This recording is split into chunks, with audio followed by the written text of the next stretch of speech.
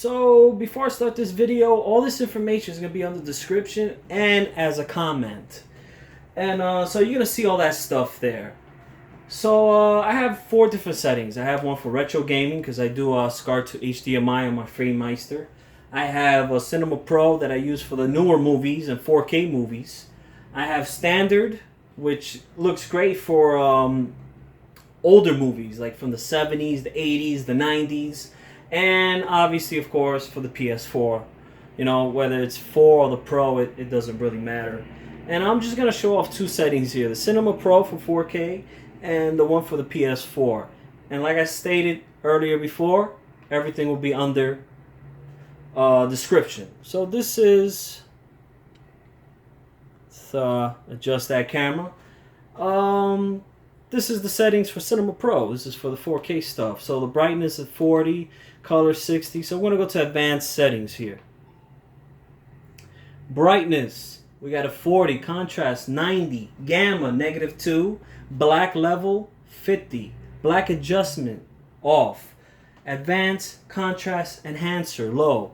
And by the way, I have these settings and you do not see crazy motion blur, okay? Because if you don't mess with the settings and you just play it as is, you're going to see motion blur. It's going to look nasty. You don't want that for your movies. So let's continue. Color, 60. Hue, 0. Color temperature, expert 1. And you could change it around. Look, if you don't like these settings, you could always just adjust it to your likings. Perhaps you'll switch it around and it'll look better for you. Advanced color temperature, just what do I have? I think I have that left alone. I didn't mess with that. Live color off. Clarity, sharpness 50. Look, if you like low sharpness, go for it. If you like higher sharpness, go for it. Whatever. Like I said, it is all up to you. Resolution 20. Reality creation, manual. Random noise reduction off, digital noise reduction off. Motion, we have that off. Motion doesn't really, I don't know, man. Sometimes it's on and off. It all depends on the scene of the movie. Cinemotion, auto, video options. I always leave all this stuff on auto. Okay, now let's go to the PS4 settings here.